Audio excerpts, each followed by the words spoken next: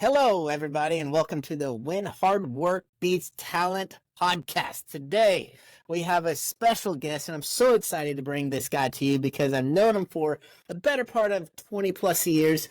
He's all around a good, badass dude. He does a bunch of in the recruiting world, and June 15th coming up in a few days, this is the hot topic right now coming in for all you juniors. So with that said, our guest today is Teague Moore. He has 20 years of experience in the college coaching world. 15 as a head coach, 5 as an assistant coach on staffs through his time at Oklahoma State, Pittsburgh, Oklahoma, Harvard, Clarion, and finished it out at American University. As an athlete, he was unstoppable in my opinion. He's won 9 national titles over the course of his high school and college careers. That includes the 1998 NCAA title for Oklahoma State University. He is also a junior freestyle champ, which, Wes, I know you have no idea what that means.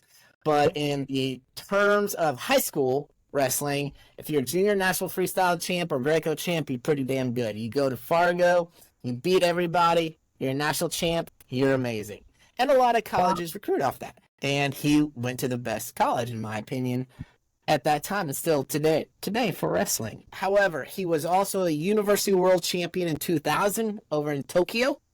He was a 2002 U.S. Open freestyle champ. A lot of other titles and cool shit.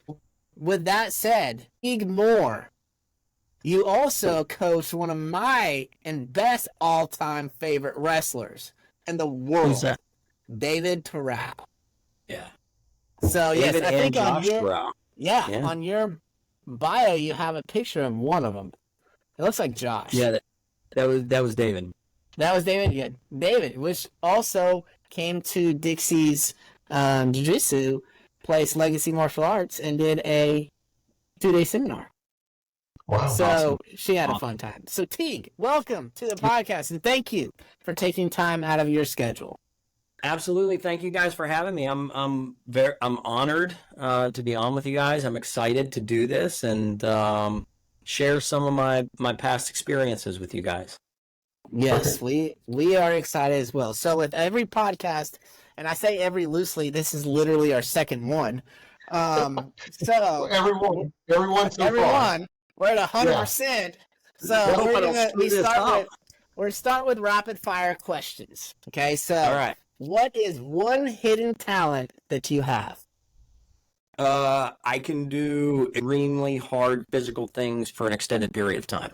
Like? So give us an example. Yeah. Ran a marathon last summer because I needed to check that off the list. As an athlete, cutting weight, a lot of wrestlers cut weight, especially back in the old days when we did night before weigh-ins, right? So cutting 10, 12 pounds a day of weigh-ins was not, that was fairly common. Here's a recent one that just happened. I live in Laurel, Maryland. My girlfriend and I, we have an acre and a half, and she wanted a fence built because she's got some goats. So, of course, I get a small dingo so that I can dig all the fence post holes. There were 82 of them, right? Right. Me not thinking, I was the only one here that weekend. And so I get going and I realize, oh my gosh, this is going to take me like 4 days. But instead, I stayed on the dingo as long as the gas would allow and knocked out the 82 fence post holes in I don't know what it was. It must have been about 9.5 hours that day. Good gracious. I think most people would have stopped and taken a break, but I realized afterward, and it was a hot day. It was like 92 degrees. I realized afterwards, normal people probably would have taken a break, rested during high noon, but I didn't. I just kept plowing through all day. So have you I don't know if always that's been able to do that? Yeah, as a little kid, one of my older brothers, my brother Terry, has run every Pittsburgh marathon. That's why I ran the marathon last year. He's run every Pittsburgh marathon. So he's up to number 40 or 41, whatever they've done. He's ran every Pittsburgh marathon. And as a young kid, he used to put me on, at 10 years old, the first time he put me on a bike, we did a 50-mile ride the one point, and then that led to essentially a 100-mile ride. So I was 10 and 11 years old doing these monster bike rides. I didn't realize at the time that you have a choice to say no. My brother would always say, do you want to go do this? We're going to go for a long ride. I was like, yeah, sure. Jump on the bike. And next thing you know, you're on there for 7 hours. Wow. So, Wow. So there's one place that you've been that you'll never go back. ooh, mentally or physically? Either. Or both. It sounds bad, but mentally, I never want to go back to the state I was in in my previous marriage. Mentally, right? Physically, probably my 2002 weigh-in for the U.S. Open. That was an ugly, ugly physical place to be because I was like 18 over leading up to the U.S. Open, and here was the end result: Daniel Cormier, Mark Munoz literally put me on their shoulder and walked me like a mile to the weigh-ins. Like I was just a puddle of goo. And they just put me on their shoulders and walked me over to weigh-ins and then piled me up on the scale. And I ended up making the weight. So physically, I would never, ever, ever, ever want to go back to that. Holy moly. So, Teague, you've traveled a lot of places. Let's do a follow-up on that question. You've traveled a whole lot of places across the world. Where is one place in the world you would never want to go back that you've been to? I'd probably say Cuba, and that was, I mean, it was a fun experience. It was a neat experience, but at that time, Cuba was, I can't remember what year that was. I want to say it was like 2003, and Cuba was just not, it just didn't appeal to me. It was neat to kind of see how things happen. Not a good place to live. Which is contrasting to, like, I went to Iran in 2001. This was pre 9/11, and competed in a city called Mashhad. We spent a week there. We flew into Tehran, and then we trained there for a couple days, and then we ended up flying into Mashhad. And that was a cool experience in a place that I think most Americans would be like, I don't want to go there or go back there. But the Iranian culture was awesome because they love wrestlers. The country was absolutely beautiful. Right, when we went to Mashhad, it was like a lush green, kind of like a Pennsylvania part of Iran. And you normally don't think of Iran like that. Like when I thought of it going into it, I was thinking kind of desert Middle East, but that part of Tehran was much different. Interesting. Very. I have heard from several wrestlers that overseas, internationally, wrestlers are treated as kings, if you will. Like royalty. Is that pretty accurate? Yeah. And I've thought about why that is. I think in most cultures, wrestling is appreciated because it's the simplest form of sport for mankind, right? Mm-hmm. Like, if you think of most places, they're not going to build a hockey rink, right? If you're talking the whole globe, right? Mm-hmm.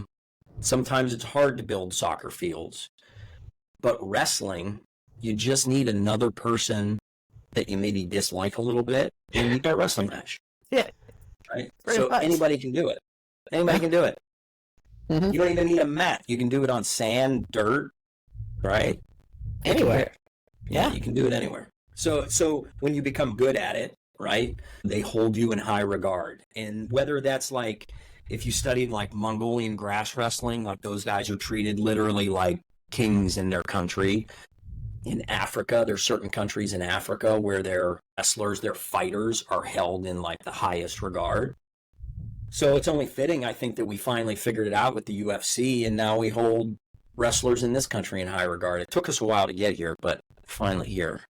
Yep. Respect it. And we are, which is nice. What is your guilty pleasure? Ooh. If we're talking like foods, it's I make a homemade grilled pizza that I don't use regular red sauce. I do my own. It's a cranberry sauce with some garlic and some other things added in, and I grill it. That would probably be like my biggest guilty, because every time I make it, I always make it, and I'm like, okay, this is a big enough pie that I'm going to have this for 3 meals. And then 30 minutes later, I'm like, no, like, that was a bad idea. But that's probably my one guilty pleasure. There you go. Well, Nice. who's the most surprising person to have an impact in your life or on your life? Surprising? I don't know if it, I mean, my family, but that's not surprising. Like, I come from a big family, so my parents, super supportive. If it's outside of my family, it's Father Bob Schlitt, who was our priest at Oklahoma State. Probably one of the most challenging times in my life. Father Schlitt was really good to us as the rest. We had a lot of Catholics on the team at that time at Oklahoma State, and he did a really good job of me, especially like kicking me back in bounds when I went out of bounds. He did a really good job of kind of side swiping my head and get me back on course. I went through some tough stuff while I was at Oklahoma State. My dad passed right at the beginning of my sophomore year unexpectedly from a heart attack. He had a heart attack, and they tried to do a triple bypass, and he didn't make it out.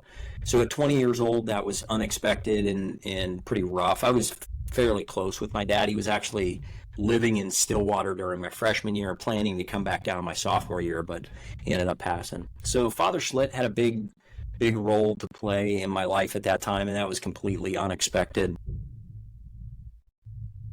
Nice. Yeah. Father Schlitt. What is and this will go into what you just said, but what is the hardest thing you've had to overcome? Well, time frame, it was August of 2020 through probably January of 21. In August of 2020, I found out that I was being investigated at American University. It ended up leading to my termination, right? And it was during COVID, so I wasn't allowed to talk to anybody. When they called me and said, you're being investigated, they said, this is a Title IX investigation, so you can't talk to anybody. You can't talk to any of your coworkers about it. You can't talk to your team about this. It was like they locked you up, put you in a closet, and then you find out what the results were. They go do their investigation. So as that was going on, I went through a rough divorce, and that divorce started in that same time frame. My mom passed away in December of that year, so it was like bang, bang, bang. Loss of career, loss of marriage and kids, loss of my mom, right? Mm-hmm. Like in 4 months, it was all gone. And so as I'm like trying to cope with it and deal with it, I'm reading all this stuff, and they're like, toughest things to go through in life. Here's the top 3. And I'm like, man, they're all coming at me in 4 months. So I would say getting through that 4 months was probably the toughest thing that I've ever had to go through. Mm-hmm. And that's a whole bunch. And I remember talking to you about that during that time. You didn't never went into details, but I could just tell that it had you definitely rattled a little bit. I definitely believe, you came out better for it. Thanks. You're doing great right now, Teague. And Thank you. It's awesome to see, because I don't think you would have the impact on the young kids that you can today if it weren't for that. You may still be an American, having an impact, but you may not be doing what you're doing now either. Yeah. Which I think kids need that. Right. I appreciate you saying that. That means a lot. Having gone through that time frame, I did a podcast. I guess it was about a year ago, and it was solely focused on that. And I didn't realize it as I was going through it, but there's so many people that go through these things, and a lot of times people don't talk about it. Right? Loss of a career, unexpected, unchosen, that can be life altering. So if there's anybody out there that's going through that, I feel for you. There's people that feel for you. Reach out and get as much help as you can. You'd be shocked at how many people understand it, but maybe never talked about it, and they maybe never told anybody what they went through. Divorce is extremely tough. Like over half of the American population go through it. So if you're going through a rough, ugly divorce, there's people out there that have been through it. I can almost 100% say without a doubt, it's not all your fault, right? Talk to somebody about it. And then the coaching aspect of it, like, having the impact on the kids that I have now, I have a much different perspective. Right. And to help lead kids where they're going into their college choice, I think now I've got a much different perspective that I can pass on to them and hopefully better equip them for their journey. Awesome. Let's start from the beginning. Where are you from? Siblings, parents, growing up? When did you get on in wrestling? When did you realize, holy moly, pretty good at wrestling? I think this is something I want to really focus in on. Did you play other sports? Talk about going through growing up.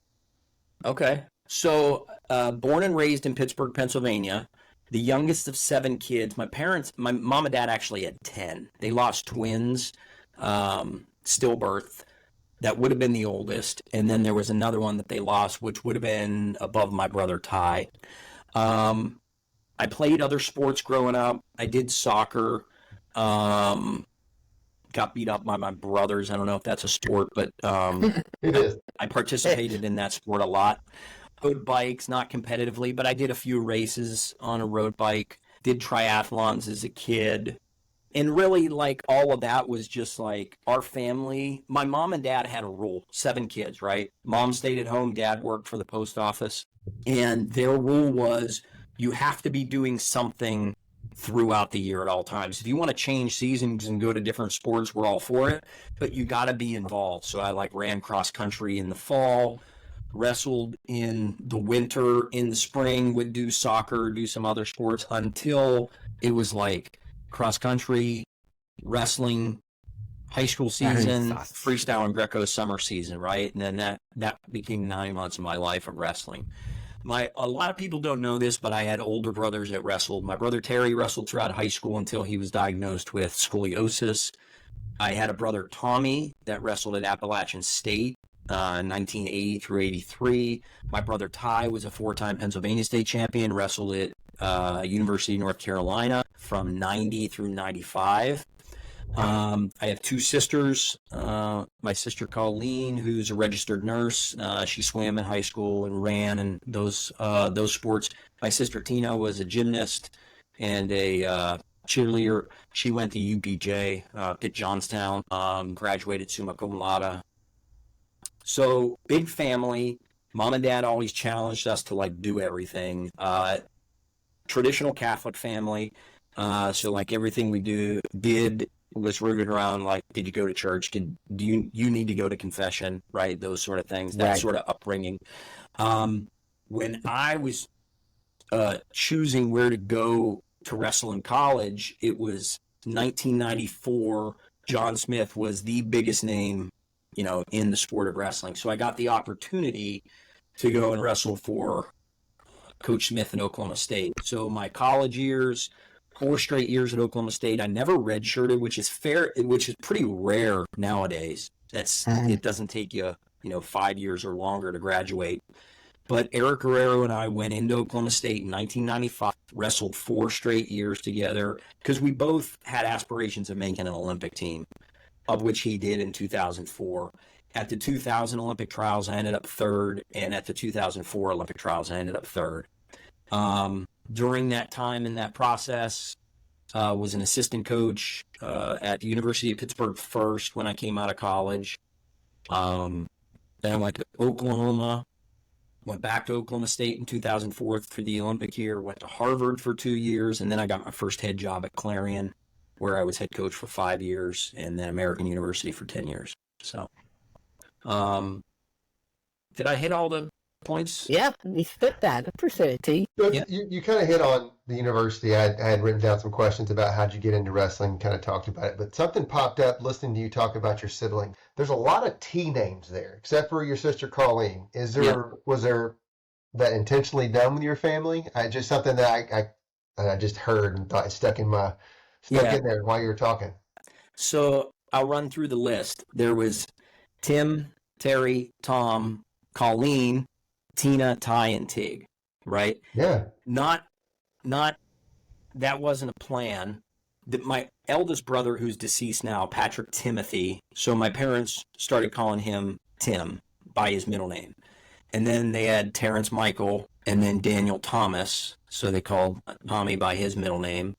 And then Maureen Colleen. So when Colleen came along, they were calling the boys by the T's, but it wasn't they didn't think they were going to have 7 kids at the time. And so they went with Maureen Colleen, and she was right in the middle. And she kind of balances out, right? She balances out the 3 older boys and then the 3 younger siblings, which was Tina Marie, Tynan Carey, and then me, Galen Teague. I use my middle name, right? My first name's Galen, but I ever did not since know I was that. little, yeah, everybody in Pittsburgh, so my family called me, they don't pronounce my name in Western Pennsylvania phonetically. Like phonetically, my name is Teague, but in Pittsburgh, they say Tig, like Tig. Because if you hear them talk about sports, they'll say like the National Football League, like they pronounce it like Lig. And so my name became Tig, which immediately changed to Tigger. So for like the first 16 years of my life, everyone called me Tigger. And then when I started wrestling across the country, Sally Stevens was the first place I went to Cadet Nationals in Missouri, Columbia, Missouri. And she called me to the mat and she pronounced my name Teague Moore. I had never heard it said like that before. And I thought, oh, that was weird. But then I placed at the Cadet Nationals. And so as I started getting better at wrestling on a national level, everybody outside of Pennsylvania would call me Teague. But if they were from Pennsylvania, they would call me Tig. And if they were from Pittsburgh, they would call me Tigger. And so if somebody said my name, like this happened for a long time. Like I'd be walking through an airport somewhere, or I'd be somewhere in the country, right? And if somebody yelled my name, I can almost predict where they were from. You were either from Pittsburgh, the state of Pennsylvania, or you were outside of that area. So, Holy moly. I pick up on the weirdest things, and I can't help it. That's kind of who I am. So you talked about the university, and then how did the university and your coach have an impact on you as a kid? And then how did that correlate into you as an adult and the impact it had on you? So specifically, Coach Smith at Oklahoma State, he was, for me, extremely integral in keeping me focused on the right things, right? I think as most people are, I went to college at 19. My parents held me back because all of my older brothers struggled academically. So by the time I came along, they had a lot of practice and a lot of blueprints, and they said, this one we're holding back, right? Mhm. Let's see if he can maybe hit the bar. And so by the time I graduated high school, I was 19, going off to Oklahoma State, and Coach Smith played a really good role for me. As I said earlier, my dad had passed away. And so Coach Smith kind of played that role of letting you know, like, hey, you got to correct from doing these things. Here's the way you're doing it. Probably not right. Not getting the results you want. You got to change it and do some other things. So I tell this story a lot. Coach did a really good thing for me at one point because I was like a wild child when I went to college. I was just bonkers, hard to keep in balance. And Coach said to me at one point, look, if you want to wrestle well when you go out and compete, you need to be clear of mind and your conscience needs to be cleared. Like I would like you to go to confession before you go to competitions and make a good, solid confession. Because when I did that as an athlete, I always perform better. If Coach Smith tells you something like that, like You go and I'm do on it. You're on it. you go and do it. And so that really helped me when I was at Oklahoma State, specifically my sophomore to junior year. I was living off campus and I was living with, there was an All-American runner at Oklahoma State, cross-country runner and a steeplechase runner, Chuck Sloan, my roommate. We started kind of doing this thing where we started going to church on weekday mornings. Like if we didn't have morning workouts, so we'd go and do that. That was a really good practice for me because it kept me on an even kilter, right? I'm Irish, and so once I hit 21 years old, without getting into too much detail, I always knew right when I was going to black out, like, this isn't going good, like, I got to get home, get to bed, right? Hey, at least So- you knew that. Some people don't know that. I had it, I think it's my DNA. My brain can always tell me, you've had enough, it's time to go rest. And I knew where I needed to beeline to where I was going to be in a good place. But with all that being said, like I said, I needed to be kicked in bounds quite a bit.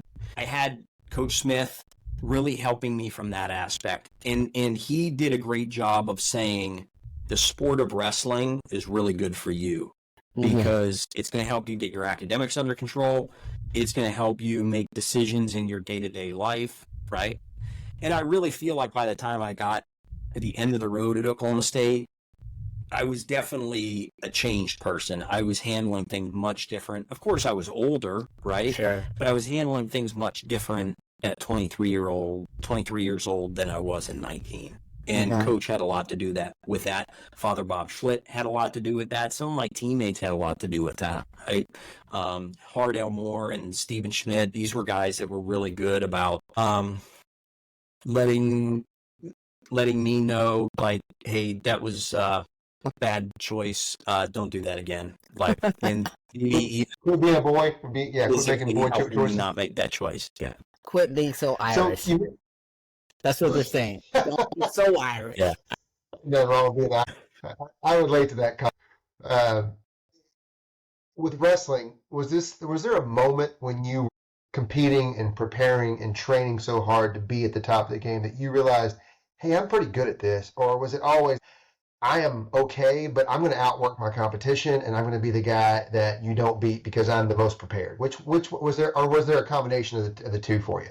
I think it was a combination of the two. Like being at Oklahoma State and seeing a list of Olympic gold medalists, list of NCAA champions. Like I always had the sense of like, I want to be one of them. I want to have my name on the wall. I want to be remembered, right? But I never felt like I got there. I mean, even to this day, like it feels good when somebody says like, hey, you were a pretty good wrestler. Because in my mind, I think successful people tend to do this. And I'll say that now I can look at it and say I had a successful wrestling career. But when I look back on it, like I ended up third at the Olympic trials twice. I fell short of my goal of making an Olympic team, right? I fell short of being a multiple-time NCAA champion. I lost twice in the semifinals. My sophomore year, I lost to a guy I had beaten just a couple of weeks before from the University of Iowa, Jesse Whitmer, who had gone on to win the weight class that year. I'd beaten him leading up to it. In what I would say, like, in the duel, it was a pretty convincing win, but then I'd lose in the semis. My senior year, I lose to Stephen Abbas 3-3, right? Like, I was a returning NCAA champion, and as the year played out, he and I ended up hitting in the semifinals, a brutal match. I mean, just a back and forth. And he ended up winning on like an overtime ride out. And so when I look back on my career, I look back on the things that I didn't achieve that I really wanted to. But there was a point in time where I did look and say, okay, I'm pretty good at this. And I think I can go to the next level, right? Like, yes, I'm good at the NCAA level. I think I can do it at the world level. Kendall Cross did it. John Smith did it. Kenny Monday did it. They were putting their shoes on in the same locker room that I was. And if they could go get their hand raised at the World Cup, at the World Championships, I think I can do that as well, right? So it was kind of just being in that environment and realizing I'm capable of doing it. But again, I never felt like I tell this story to kids that are going through it. Those national chips that I won throughout the process, I can't ever remember winning one and saying like, yes, I did it. I'm on top. I always like won it. And I was like, what's next year going to look like? Like how, like as soon as it was over, it was like, okay, I got to start putting my plan together because I know this guy's coming hard and I know this guy's doing really well. I got to be ready for that opponent. You know, this guy's winning tournaments over in Asia, or this Russian is really good, so I got to be prepared for him. So I never kind of like, I look back on it, and there was never a time where I felt like I kicked my feet up and said, man, I'm here. I was always kind of looking at like, what do I got to do next? I won the World Championships in Tokyo in 2000. It was at that time it was called the University World Games, University World Championships. I literally won the World Championship, and Cale Sanderson won it, and I think 2 or 3 other Americans, we won it. I came home and I got married like within 20 days of that. So like I came home and immediately shifted gears because we were getting ready for a wedding. So I never even really like took the time to be like, yeah, I won a world championship. It was just, boom, get ready for the wedding. And then I was coaching at that time, so I was into the next thing for the team. Looking at you watched John coach throughout the years. You trained under him, worked on as an assistant, went to OU, worked with Jack Spates. Going through that time, those two teams had some great wrestlers. I remember it. That's when Beth and I met. She was SID, as you know, at OU, and that's how we met. But talk about what you took from those two coaches when you started actually running your own program. Yeah, they were at that time. Oklahoma State was, either winning national titles or they were second and third all the time. Like they were some top teams. While I was at OU with Jack, I think we were second, third. Yeah. I went back to OSU in 2004, won it that year. Yeah. Yeah, first then. So the things that I took away from it was Coach Smith, the way in which he ran the periodization of training, right? Like he was a stickler for technique and making sure that you had drilled it so many times. It wasn't that you just knew it, but you couldn't get it wrong, right?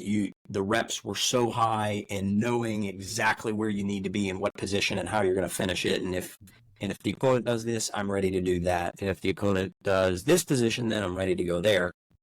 Coach Spates, from a coaching standpoint, was an unbelievable recruiter. Like, he could win over. Jack was absolutely phenomenal at reading a family. Within one phone call, he could say, Mom is the decision maker. Dad's a huge wrestling fan, so we got to sell the history of OU wrestling. But Mom's going to make the decision for him. And so as we go through this process, this is how we're going to do that, right? And he had a whole song and dance. Like, literally, Coach could go into a living room and he would write a song about the guy he was recruiting and why they were going to be a national champion at Oklahoma, right? And I can remember, like, some people would laugh about it and they thought it was kind of corny, right? But I was kind of like, man, that's amazing that he can go in and win over the whole family in a 2-hour meeting, right? Mm-hmm. And so I would say the recruiting aspect from Jack, and from Coach Smith, it was the technical side of coaching and how to develop the wrestler. Mm-hmm. So as we talk about recruiting, today is Wednesday as we're recording this. It will probably drop tomorrow, and so you'll have 2 days for those juniors. January 15th, or not January, June 15th, big day. So as I get to my question, though, shortly after American, after that time period, we had a discussion, and I asked you what you were doing at that time, and you told me about starting your own company called The Wrestling Consultant. Talk about that, The Wrestling Consultant, what you're doing now in relation to recruiting. So the idea came up with, I had 20 years of coaching experience at the Division I level from all these different institutions, from big state schools to small private schools, scholarship, non-scholarship.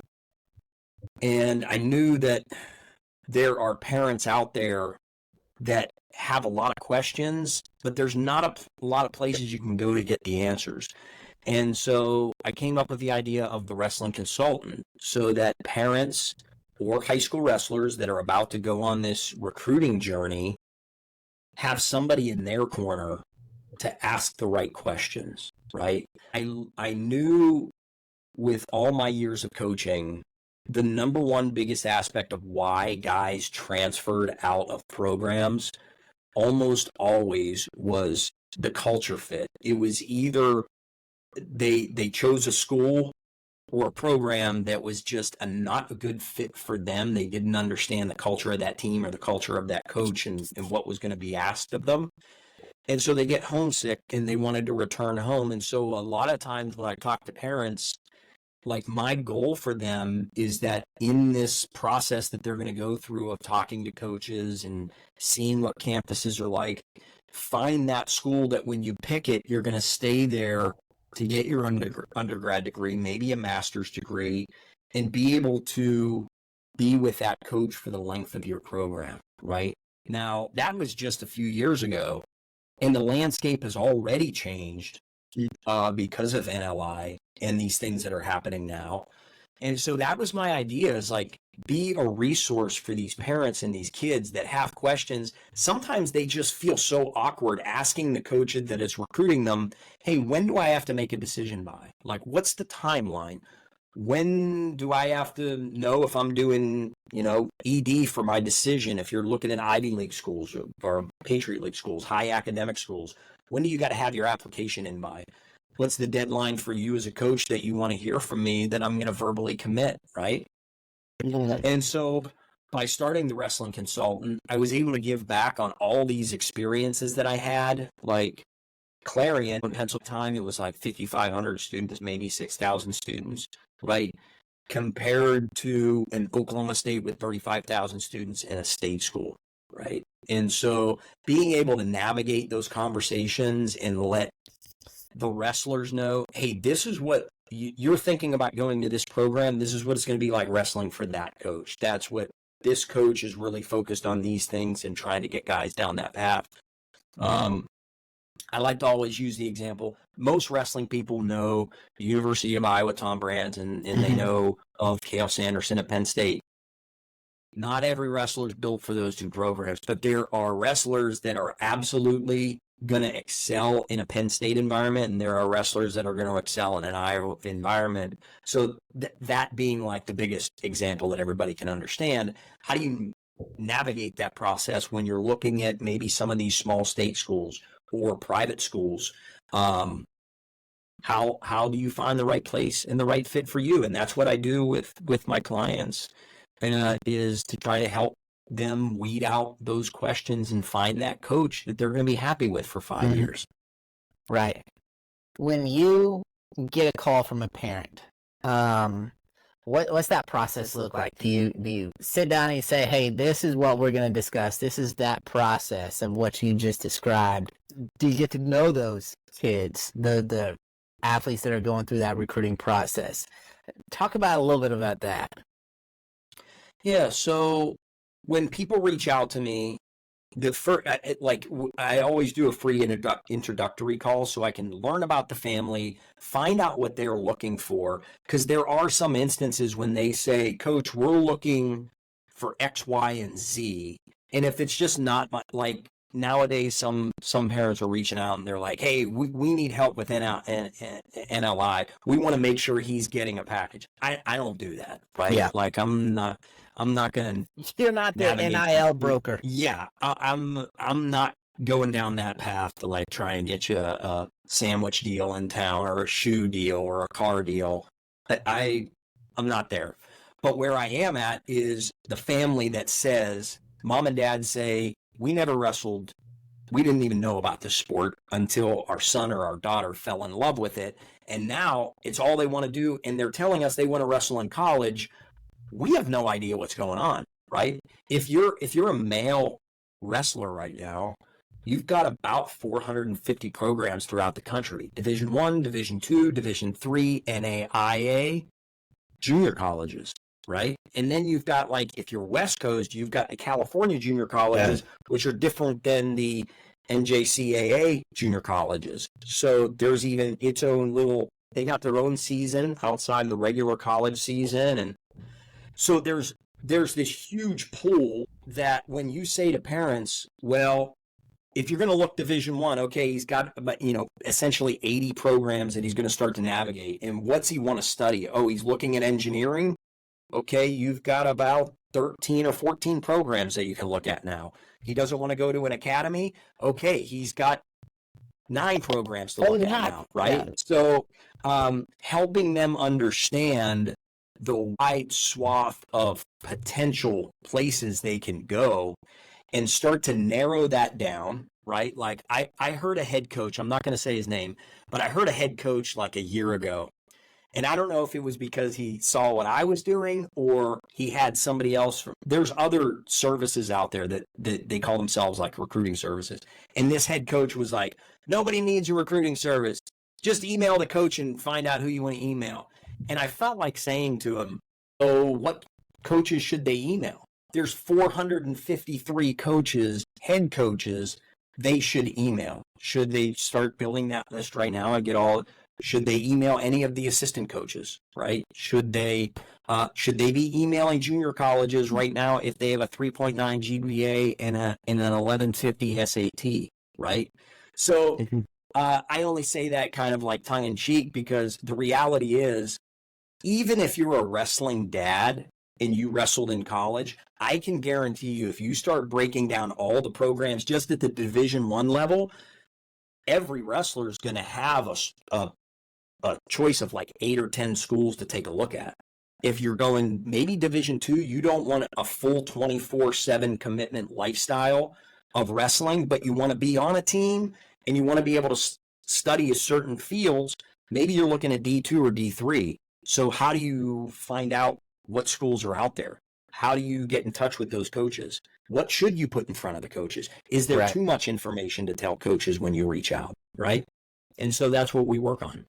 So to me, and Beth has always said this, and I believe her because she's my wife, and you've met my wife. You know Beth. I believe pretty much and trust everything that she says, right? So That's a good idea. Yeah, I know. It is, right? So we've talked in nauseam because, Dixie's 12 years old. She's really good at gymnastics. She's coming in on her own. She's doing awesome. But we see these young kids with their social media pages that they may have, one for recruiting, one for their personal. But we firmly believe all those coaches are looking at both their personal and their recruiting pages, specific to gymnastics as well, just because that's our world, but we know a lot in wrestling as well. But do you advise at all on these kids and what they post on their social medias? Because those college coaches are looking at it. 100%. You'd be naive to say it doesn't matter, right? Yeah. And look, if you're a college coach and you're not doing some background check, to make sure there's some things that I don't want to bring into my program, as a college coach, you should absolutely be doing that check on those kids, because let's face it, the day you wake up and your athletic director says, your athlete posted this, what is going on? As a college coach, you better know is there a history in this? Was it an accident? Did somebody grab their phone in a party and post something that shouldn't have been, right? You want to be able to go in and say, I don't know what happened, but this is not my athlete. They would normally not do something like this, say something like that, or put something out there. Now, high school athlete, here's the dilemma that we face. We've got a culture that is social media is a massive part of these kids' lives. Whether we like it or not as parents, whether we like it or not as a culture, social media is the elephant in the room, right? So I think the easy conversation to have, or at least I have with these high school athletes, is look, if you're ever going to post anything that you wouldn't post with your mom and dad standing there, or, whoever most trusted in your life is, if you would feel awkward posting it if they were standing right there, there's your answer. Don't post it. Right? Right. Because the reality is, once it goes out there, it can never be erased. It can never be erased. It's out there. Right? So here, hey, let's face facts. Nobody really cares about all the things that you're doing in your life. I know nobody cares about the things I'm doing in my life, right? Right. So why tell the world about it, right? And so that's kind of the philosophy to go with. Look, just use social media for what it's for. It's a form of entertainment. Use it to your advantage when you can, but be smart with what you're doing, because it can and will change the trajectory of your future, whether you like it or not. Sure. Very true. Now, I'm so glad we didn't have social media growing up. Right. Not me. I Exactly. was an angel. I would have, if Been you awesome. would have gotten a lot of reels of me cleaning my halo and shining it to perfection. It sounds like you got a lot of good practice With a going to confession. pitcher beer nearby, Yeah. or Listen, Jameson. where Coach Smith was telling me we need to go to confession, it sounds like things are going really well all the time. Yeah. He's asking to go to Right. confession to clear his mind. Yeah. So, yeah, I mean, everything lines up very perfectly there for what he was saying. Yeah. Yeah, When Father exactly. Bob Schlitt was saying, Teague, I haven't seen you in, a little while. Do you want to stop in and do a confession this week? When your college priest is telling you that, then you probably thank God there was no social media. No kidding. I agree. That is true. Now, while your experience is on the college coaching level, what you do can translate to other sports too. So if you have like Wes, his son, basketball player. So if he continues to progress, he could call you for your services for his son or for gymnastics. Right? It is transferable. What I do, I feel is unique to wrestling just because I know all these guys. Yeah. I know that the guys that are coaching the programs, right? And I can intimately answer questions about what's happening with those things. With what I do, I could maybe advise on what questions should be asked, how to communicate with the coaches in terms of other sports. I think if I were to ever branch out or, scale this thing, I would have to go find a coach that was coaching cross country for 15 years, coaching basketball for a decade. So they had those intimate answers within that sport, right? Mm-hmm. And that's why I have done what I've done. I just stick with the wheelhouse that I know. I solely stick with coaching. I've done some things with athletes in other sports because, just like you mentioned, like the mom and dad were really happy about it, but they had a friend in the school that the parents had questions and couldn't get some of them answered. They were super easy, right? It was like timeline stuff. When should we be looking to get applications started? How do we reach out to the coach? Is there too much information that we can send and those sort of things? So I've done that, but I don't feel equipped enough to scale what I'm doing into other sports and say, hey, I'm now the expert in cross country or field hockey or lacrosse or the 43 other sports there are. What would you say the most rewarding part of what you do is? Like, where do you find ways that fill you up? It is so awesome when you get started with a high schooler that is very unsure of themselves and or what their future is going to look like. And then you get to that point where they call you and they say, Coach, I made my commitment. I told the other schools and coaches that I was making my decision, and then I just got off the phone with Coach, and I told him I'm committed, and that's where I'm going to be for college. That is so fulfilling to have just helped them navigate that path, right? I never share clients' names or their information, but like this year, one athlete who I've been working with for about a year is going to be able to go to one of the Ivy League schools. And it was like a dream, right? It was like when we first started talking about it, he kind of said it like tongue in cheek, like, well, I'd like to wrestle there, but, right? And it was kind of like, well, but what? Like, why can't you? You're just as good as the guys they have on the team now. They had similar success when they were your age, so why is that different? And then over time, it kind of morphed to where he he was getting to the point where he was like, I'm talking to this coach, and this coach, within the Ivies, and they all feel confident. But I really am gravitating towards this coach, and I really feel that's where I'm going to be best in the future. And so when that day comes and he says, Coach, I made my commitment, these are the next steps that we're going to be taking. It is so fulfilling to know that they feel really good about their decision. And especially in an age when we're seeing the most transfers that we've ever seen in college sports, it's mind-boggling when you hear the numbers of athletes that are in the portal to leave the school that they just sent 12 months ago, 24 months ago.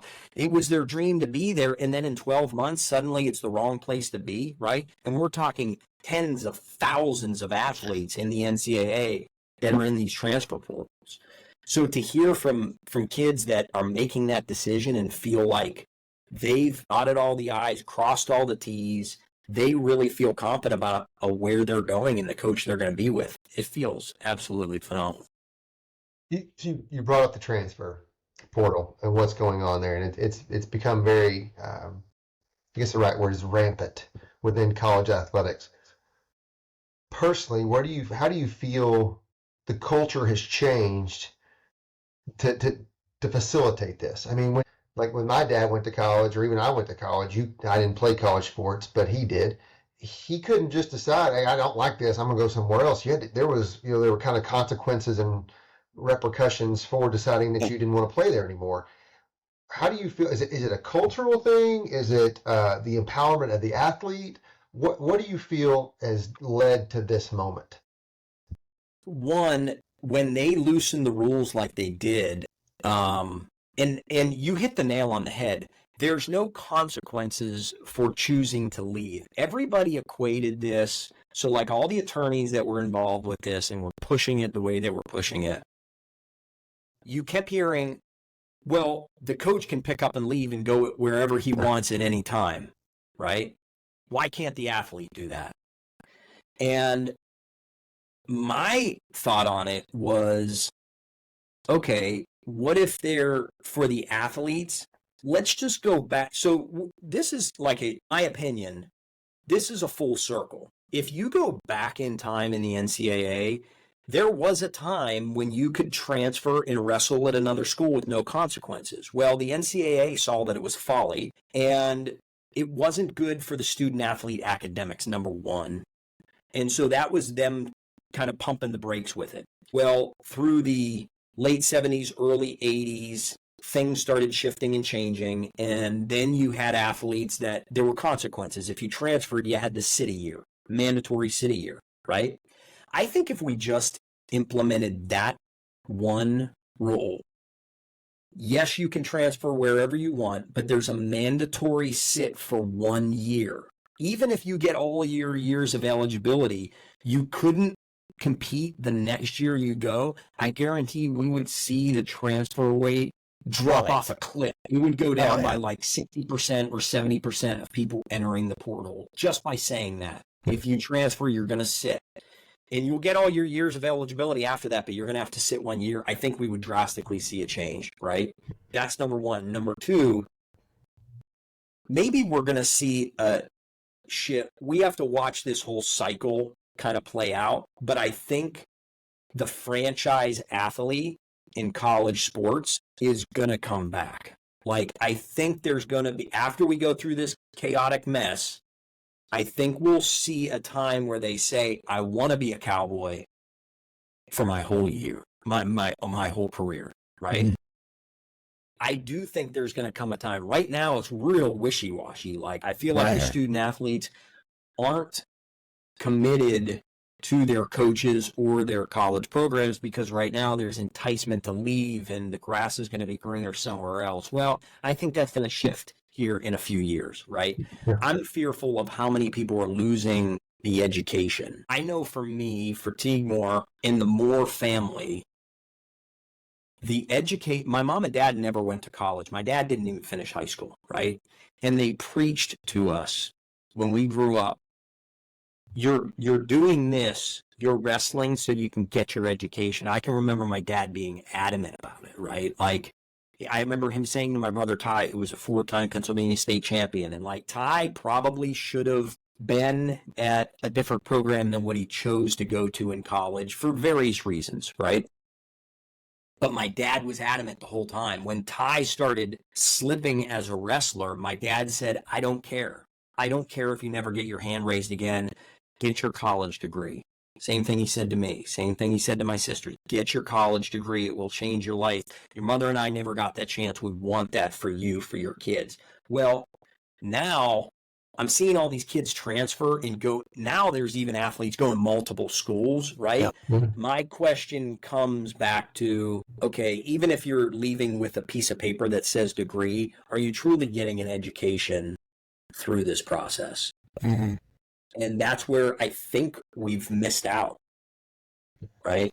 There's a reason it says student athlete. Student is first. Yeah. I mean, Let's be honest. Of the percentage that go to college and play a sport, how many are going to make their next 30 or 40 years because of that little bit of time with that sport in college? Or is the next 30 or 40 years going to be because of the field of work that they go into based on their education that they get during that time? Right. I think we would all agree, like, it's overwhelming in the high 90 percentiles. You're going to do something else. I feel like I was a rare commodity because I went into coaching and that was my profession for 20 years, 2 decades. I feel like that was very rare, right? Mm-hmm. And now I hope that the kids that are going through the process value the education, because that is what's going to carry them through their latter years, right? Yeah. The idea behind college is to go learn and to make connections and friendships that last you a lifetime. I mean, you see it so many times that you build these deep and meaningful relationships at that university, whether it's a large university or small university, that will have lasting impact on your life. Amen. And it's hard to get that if you're leaving every other year to go somewhere else because the coach was mean to you or not. And I say that in tongue in cheek because there are cultural disconnections that go on where student athletes don't mesh well with the coaching staff and it wasn't what they thought it was going to be. And, if that's the case, that's a good idea to leave because it doesn't fit. And they're not going to get the best out of you and you're not going to get the best out of them, become what you possibly could be. As we mentioned, I think that's the rarity. I think you kind of see who the coach is with all the social media that's available and the information that's available today, that they can get a good picture of who that person is, both privately and publicly to make an informed decision. Totally agreed. Right. And that's why you got to do your homework. Yeah. To go and pick a school because you went and had a good official visit weekend and there were a lot of bells and whistles. Well, there's 363 other days, comparatively your 48 hours on campus. There's another 363 days that you're going to have to be there and going through life, right? So you got to make sure that's a good fit for you. I mean, you see it with like Nick Saban. You see him just screaming at people, but people flock there because you know what?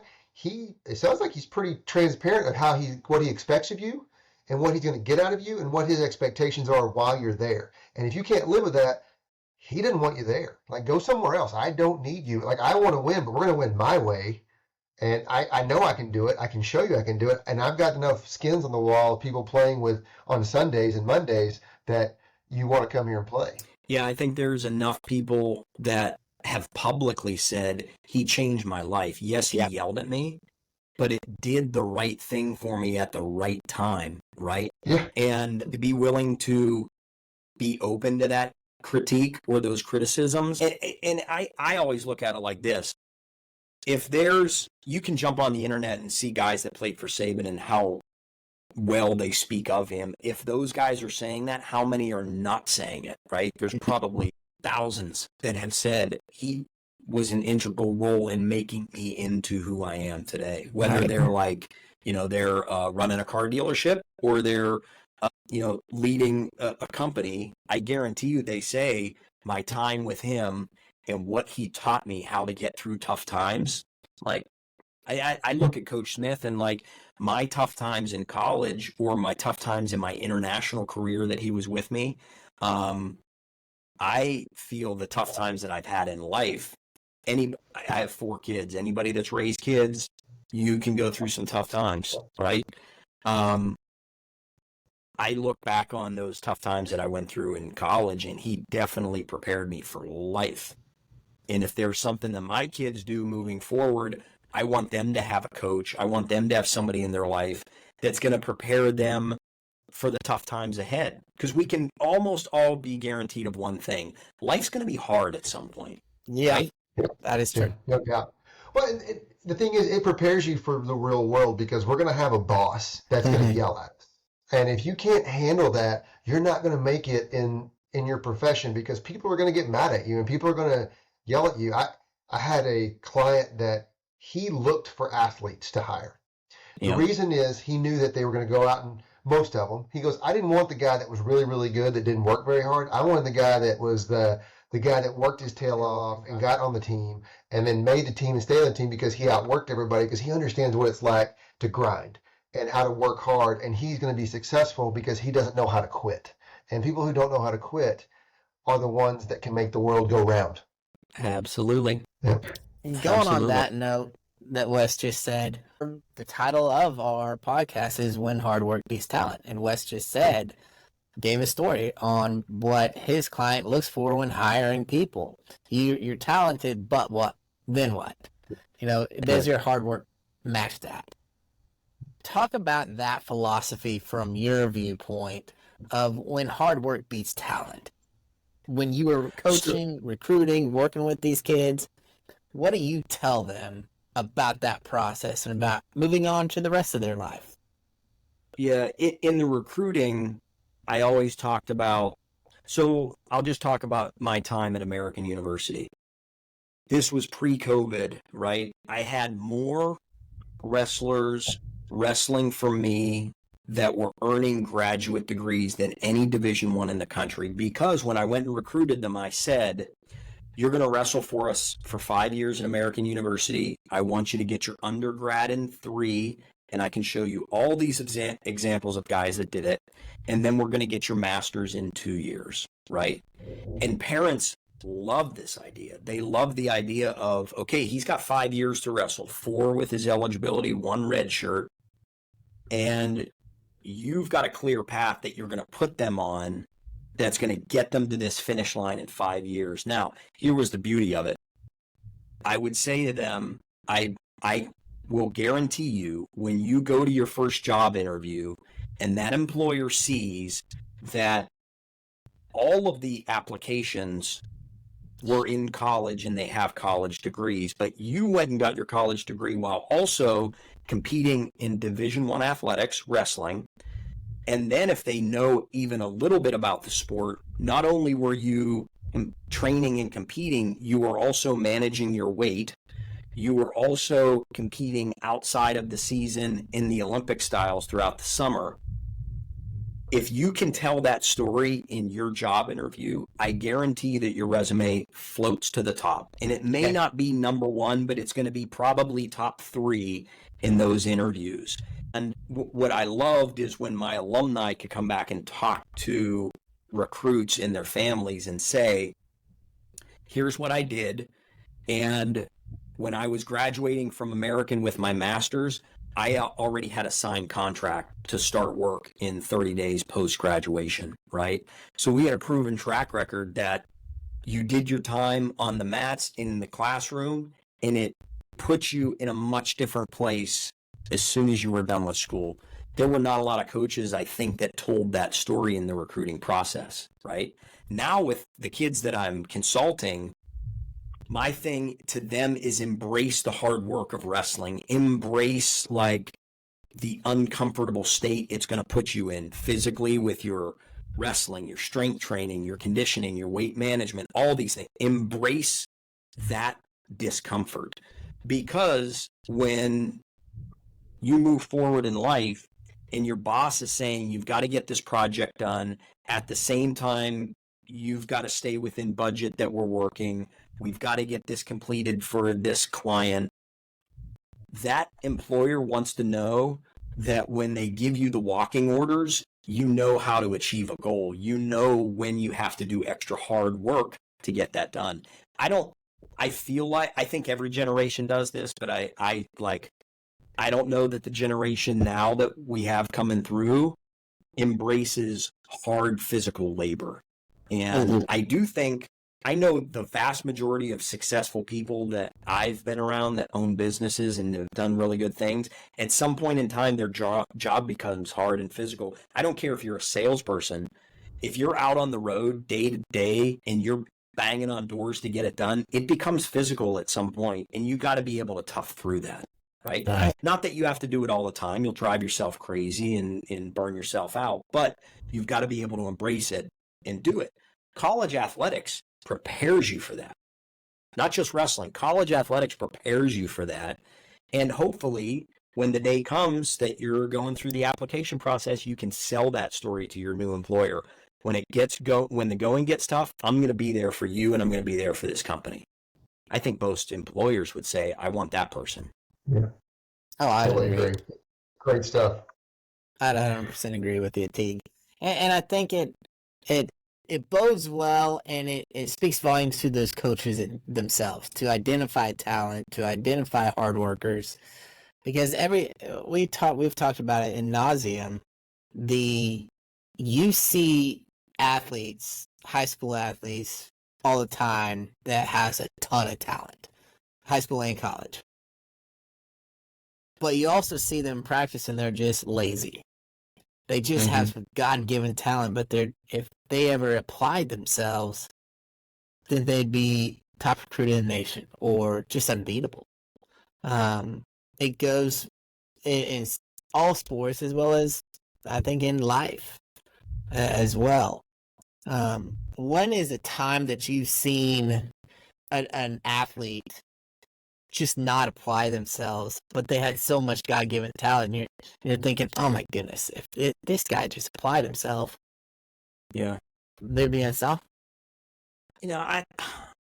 I won't say names, but there were a number of times in my coaching career where you saw a guy that had the ability to be a national champion, right?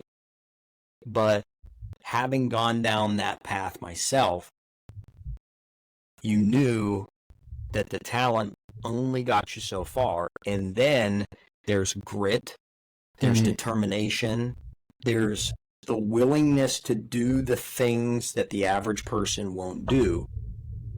And quite frankly, sometimes you could talk until you're blue in the face, and the person just doesn't want to do it. Like, they just had the talent that was going to get them so far, but, for whatever reason, whatever excuse, they weren't going to be able to push through to that last little bit to succeed. I will say this, I've seen so many more that succeeded because they had that ingredient that they could battle through tough situations, whether it be bad calls, right?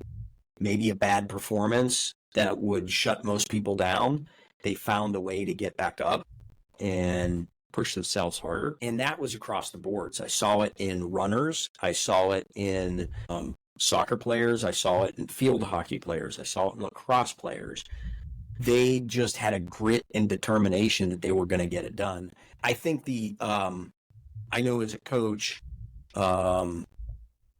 whether I was at a place like with a John Smith or a Jack Spates at the big schools, or I was at a little school, the coaches that could, in the recruiting process, find that in their recruits, those were the ones that always put together championship teams, right? Because they could, in a 2-hour family visit, they heard and saw things that they said, this dad, like, if this kid's not doing it right, this dad's going to put a foot somewhere that young man is going to figure out what work needs to be done, right?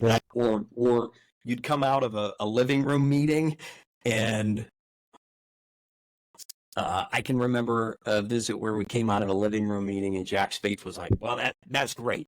I love this guy. We got to get him. You know why?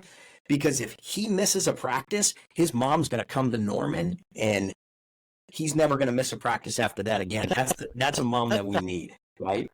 And so the coaches that could read that in the recruiting process and know that athlete was going to be pushed not just by their coaching staff. Sure. They were going to be getting pushed from home in the right ways to make the right decisions, to do the right things, I can remember when my dad passed, and Coach Smith and I went through a couple of hard times in that season.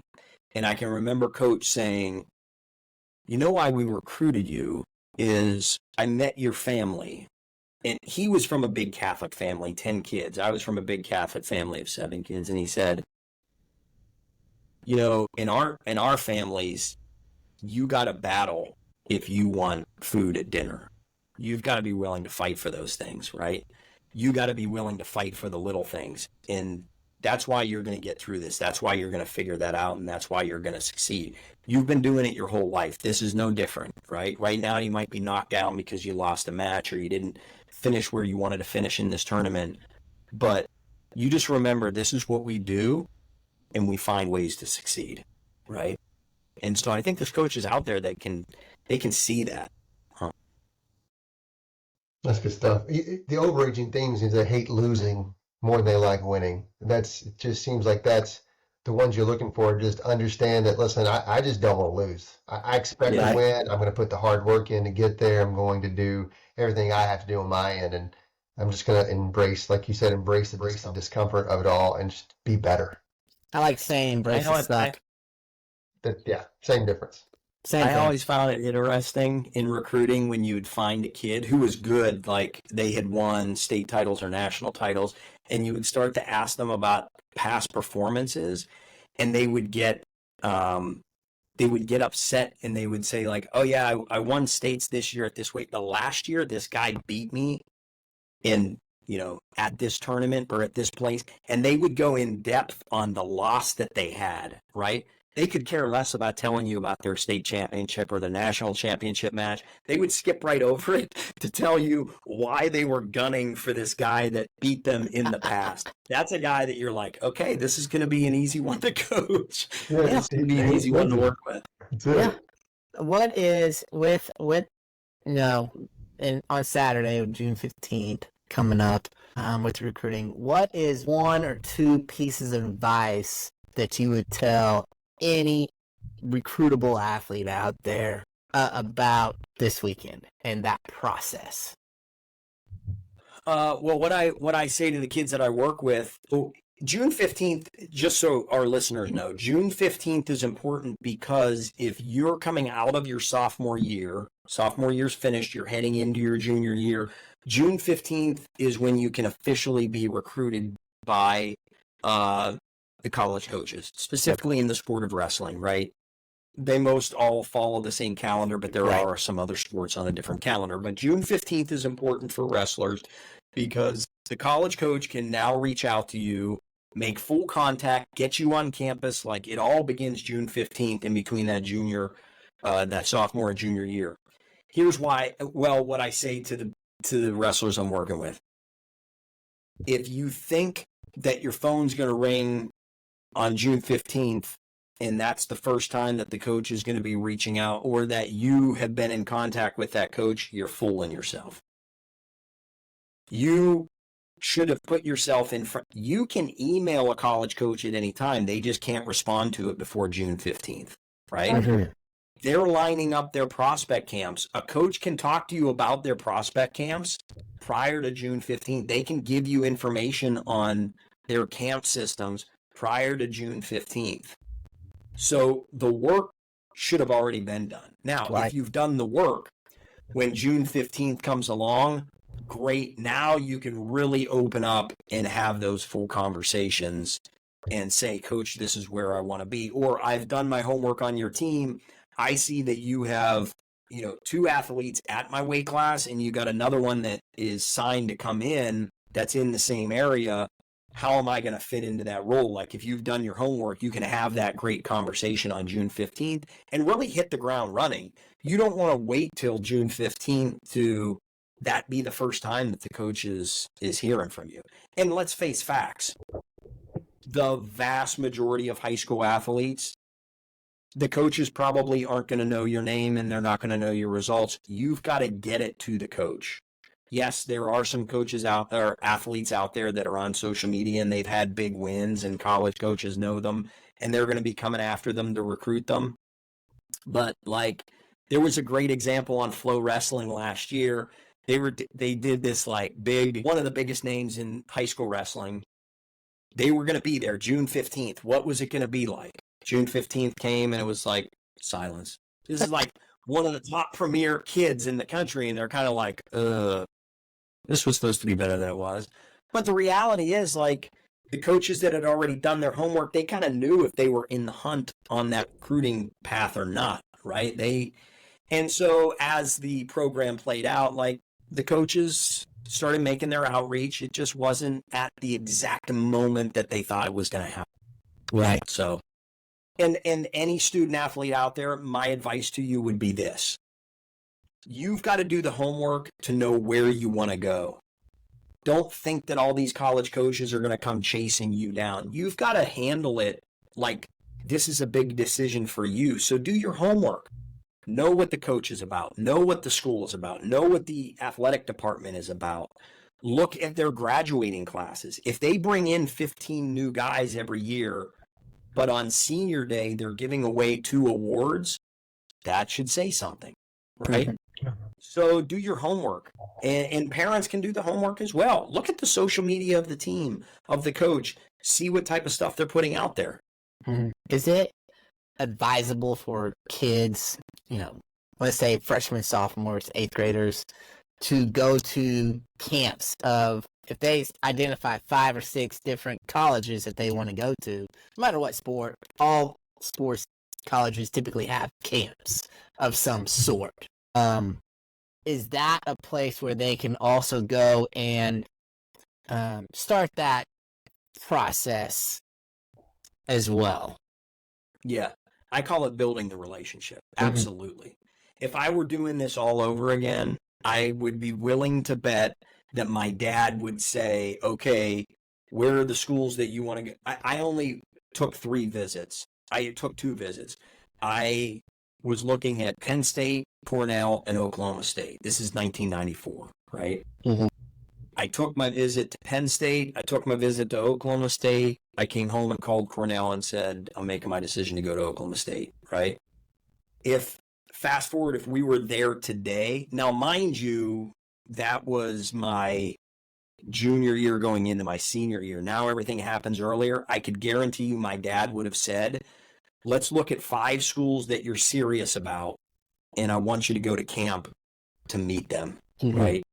Because you're going to start to build a relationship with that coach. You're going to start to realize this is how they teach. This is their expectations of me. These are things they hold in high regard in their program, right?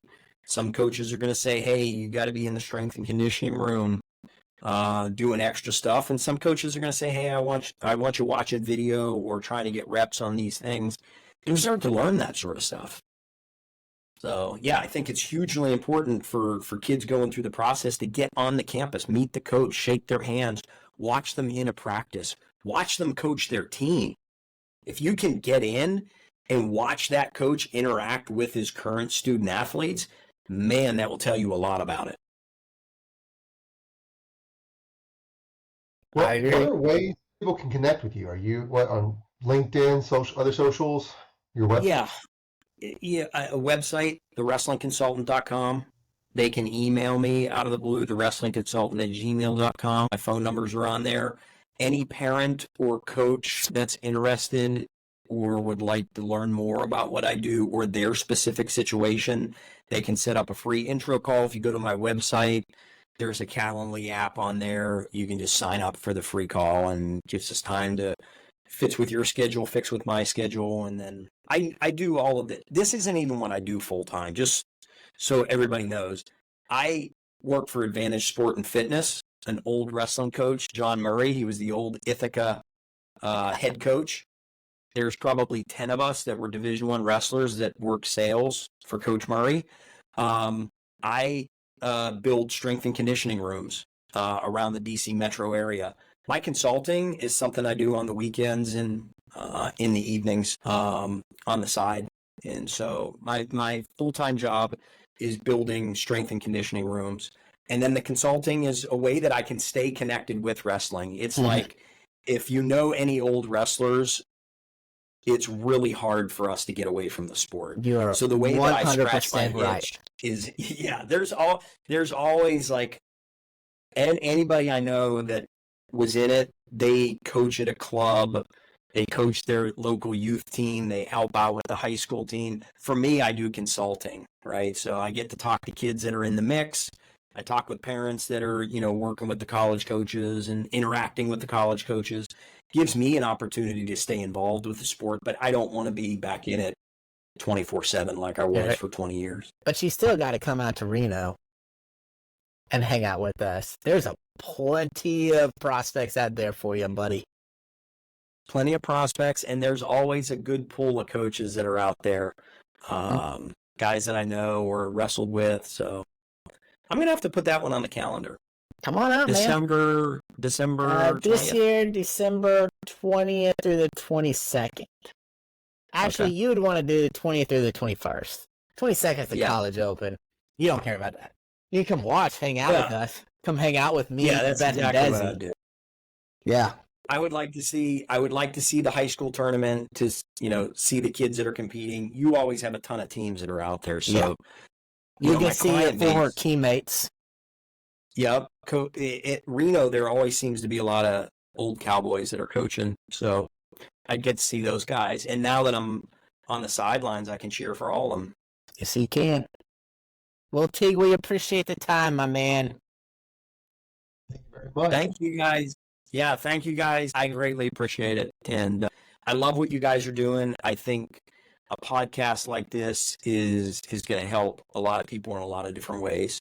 And, life is about getting through tough times, right? Because if all of our lives were simple and easy, I don't think you'd have many good memories, right? But the fact that we've all battled through something and we had to deal with things that we didn't choose, but we figure out how to deal with it and move forward. That's what it's all about. So I wish you guys the best to grow this podcast and let me know how I can help moving forward. Absolutely. Thank you, Teague. We appreciate you. Yeah. Thank you, guys.